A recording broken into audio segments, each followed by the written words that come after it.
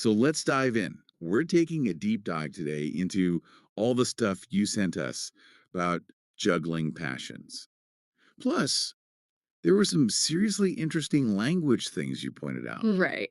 It seems like what you're trying to figure out is how to go after all the awesome things you're interested in without feeling totally scattered, like you're being pulled in a million directions. So we're going to explore some ways to really zero in on your energy and make some serious progress. Yeah, I mean, just going through your materials is clear. You're super enthusiastic about trying new things. You have that, like, amazing, let's do this energy. Right. That's honestly a fantastic asset. Totally. Like that jump in drive is huge.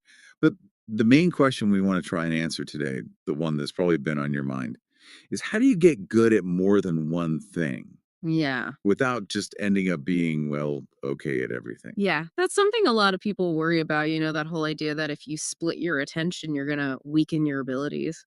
But it was interesting seeing your sources straight up confront that. They're really pushing back on that idea, suggesting that it's totally possible to excel in a bunch of different areas. Okay, so let's break that down. Like if it is possible to be good at lots of different things, what's the what's the secret sauce? What makes Mm. it happen? And from what we saw in your stuff, focus seems to be the most important thing. Ah, It's like the key ingredient for becoming really skilled at anything, whether it's just one thing you love or a whole bunch of them. you're absolutely right. Focus is like the foundation. And one of the things I found really encouraging from your sources is that focus isn't like a fixed personality trait. Yeah, It's something you can actually develop and get better at over time. right. They even talk about how your focus can shift. Sometimes it's super sharp, and other times it's all over the place. And then it can go back to being super focused. I think that's something a lot of people can relate to. It really is. Like Yeah. life just throws so many distractions at us, right? You've got work, family, just all the everyday stuff. They all want a piece of our attention. Mm. And that's exactly why having a strong focus is so important. As your sources pointed out, even if you carve out time for your passions, without that real focus, you're probably not going to see the progress you're hoping for. And knowing that you want to learn things quickly and deeply, focus becomes like your superpower for learning efficiently. Totally agree. And that actually leads to a really practical strategy mentioned in what you sent us. Okay. It's the idea of doing things one at a time. Mm, It's all about really immersing yourself in one specific area before adding another thing to your plate. So yeah. you're directing your focus and energy where it matters most instead of spreading yourself too thin across all these different new things all at once. Yeah. That makes perfect sense, especially when you think about that feeling of being overwhelmed. If you try to learn like five new things at the same time, you're almost guaranteed to feel that way. But this one thing at a time approach can really help. It can ease that anxiety and make everything feel way more manageable. Exactly. And going along with that idea of focusing on one thing at a time, your sources bring up this really interesting thing they call the confidence snowball. Hmm. It suggests that when you get good at one thing, it actually helps you believe in your ability to learn and stick with things in other areas too, even ones that seem completely different. Oh, I like that analogy. It's like this positive feedback loop where you keep building on your successes. The example they give in your material is super convincing. It goes from learning guitar to kickboxing to learning Japanese and then eventually software engineering. Hmm. Like those are some seriously different skills. But the main thing is that underlying confidence, like your sources say, that show up attitude. You build that discipline in one area, it carries over to everything else. And the really cool part is, it's not even about skills that directly translate. Right. It's more about building your overall skill developing skill, if that makes sense. Hmm. As one of your sources put it, you develop this belief that you can learn and adapt, and that belief gets stronger every time you succeed at something new. It's a powerful insight, realizing that mastering one thing makes it easier to tackle the next, even if they seem completely unrelated. Okay, so let's say you're looking at all these different things you want to try.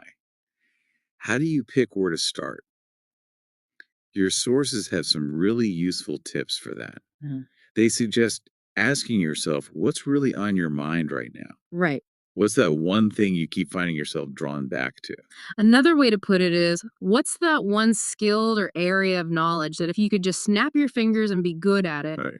what would give you the most satisfaction? That initial pull, that natural curiosity is usually a good sign of where to focus your energy first. Now, for someone with a ton of interests, there's probably this worry about like how much can you actually handle? Your sources talk about this max capacity idea, and it's actually pretty encouraging. They acknowledge that everyone is different, but the general feeling is that we can learn and grow way more than we think we can. Yeah, and one of your sources has this personal story about how they couldn't even imagine doing all the different things they're doing now back when they were younger. Hmm? It's really relatable. It shows how our sense of our own potential changes as we gain experience and start making progress. It's a good reminder to not underestimate yourself. It makes me think of this super powerful analogy that came up in your stuff, Okay. the ambient light to laser concept. Could you walk us through that? Yeah, definitely. Think of your energy and focus like a source of light. Okay. Mm, If that light is spread out, like the ambient light in a room, it's not very strong in any one spot. okay. It's kind of like trying to do a million things at the same time. Your energy gets diluted. Yeah, you're kind of just dipping your toes in, getting a Yeah. little taste of everything, but you're not really making any real progress in any one area. Exactly. Now imagine you take that same light and you focus it into a laser beam. Okay. The total amount of light is the same, but now it's super concentrated. It's way more powerful and effective. Right. And that's what it's like when you focus all your energy on one passion at a time. For someone like you who wants to learn things well and not get overwhelmed by information, that laser focus is essential. It really makes you think about where you might be wasting energy, maybe without even realizing it. Hmm. Like, how much time do you spend on things that aren't really moving you forward? And it's not about judging those things, it's more about being aware so you can consciously shift that energy towards something that's really important to you. Exactly. So you've figured out your main focus, you're channeling your laser beam and all that. The next question is, how do you know when you're ready to branch out and add something else into the mix? Right. Your sources have some good indicators for that. Yeah, one of the main signs is when doing that main thing doesn't feel like pulling teeth anymore. That initial resistance you might have felt starts to fade away Yeah. and it becomes more of a natural part of your routine. Your materials also mention reaching a certain level of competency as another important sign. Yeah. While consistently showing up is probably the most important measure, getting to a point where you feel reasonably skilled in that initial area suggests you have a solid foundation to work with. And this one was really eye opening for me. That feeling that something's off when you go a few days without doing that thing. Right. It's like your mind and body have come to expect it, they even crave it. It's a sign that you've truly integrated that activity into your life. It's not just something you have to do, it's something you actually enjoy and miss when it's not there. Right. The examples they give, like missing kickboxing or not playing guitar for a few days, really illustrate that. If you try to add something new before you reach that stage, you might end up diluting your focus and feeling scattered again. So the main strategy seems to be focusing on one thing at a time, but your sources also get that we're human. We crave variety. That's where the idea of dabbling in other interests comes in. You can think of it as a way to satisfy that curiosity without going all in. Mm. So, if you're really focused on learning, say, a new language, but you've got other things that spark your interest, it's okay to explore them a little bit without the pressure of becoming an expert. Yeah. It's a healthy way to keep things interesting without getting sidetracked from your main goal. So it's like, okay, I'm laser focused on this language, but I'm also going to spend an hour reading about astrophysics just because it's cool. Yeah, You can satisfy that curiosity without having to dedicate the same level of focus as you do to the language. exactly. Now, when you start trying to master any new passion, your sources bring up this thing called the valley. What's that all about? The valley. Yeah. It's that point where the initial excitement wears off and the real work kicks in. Hmm. It happens especially in the beginning when you might not see progress as quickly and that initial joy can start to fade. It's that phase after the honeymoon phase Mm-hmm. where you realize, okay, this is going to take consistent effort and dedication. The examples in your material are great for illustrating this. Okay. With learning Japanese, it's that frustrating period where you're struggling with basic sentences and trying to understand everything. Right. In music, it's all those endless scales and exercises. It can be really discouraging because you're not at the level you want to be yet. Exactly. But the key takeaway is that this valley is normal. Yeah. It happens with almost every new skill or hobby. Hmm. And the important thing is to just recognize it for what it is and push through it. Because on the other side of that valley is where things get really good. Hmm. Your sources talk about unlocking creativity at that point. Right. That's when things become genuinely fun and you reach that point where you're not going to give up. That's when you move beyond the basics and start expressing yourself, trying new things, really connecting with your passion on a deeper level, like with languages. It's when you stop translating everything in your head and just start speaking naturally. Hmm. With music, it's when you go from playing other people's music to making your own. Getting through that valley is crucial if you want to find long term fulfillment and reach that point where you're truly engaged. So while you're busy focusing on your main passion, it's also important to keep that long term perspective in mind. Yeah. You're putting in the work now, even when it's tough, Yeah.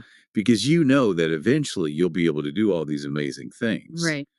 And that's way more rewarding than just knowing a little bit about a lot of stuff. And here's another piece of advice that your sources bring up. It's completely okay to quit something if you're just not enjoying it, Okay. especially after you've given it a fair shot, like trying to push through that initial valley. Hmm. Don't feel like you failed if something just doesn't click for you. That's such a good point. We often feel this pressure to keep going with something, even if it's not making us happy. Right. But knowing when to let go, that's a skill in itself. Definitely. And as you're on this journey of mastering different passions, your sources emphasize the importance of being kind to yourself. Hmm. It takes time and effort to implement these strategies. There will be days when you feel stuck, or you'll be tempted to jump back to juggling too many things at once. Being patient with yourself is key. Absolutely. Before we wrap up, your sources leave us with a really interesting concept, the 99 and 1% rule. Okay. Can you explain what that's all about? This rule basically highlights where most of your progress is going to come from. Right. The idea is that about 99% of your success comes from your own hard work and practice. Mm. Only about 1% comes from external resources like videos, courses, or even conversations like this. Right. It's a reminder that you're the one driving your own mastery. Okay, so let's do a quick recap of everything we talked about today. Prioritize focusing on one thing at a time to build momentum and confidence. Know that you're probably going to hit that valley at some point, but push through it. And learn to recognize when you're truly ready to add something new by paying attention to how consistently you're showing up and how engaged you feel. And don't forget that your own effort and practice are what really matter in the end. So, for you, our listener, thinking about that ambient light to laser analogy, where could you focus your energy today to start making progress on one of your passions? What's one small step you can take right now with that laser focus to jump in and get started? That's your challenge for today. Thanks for joining us on this deep dive.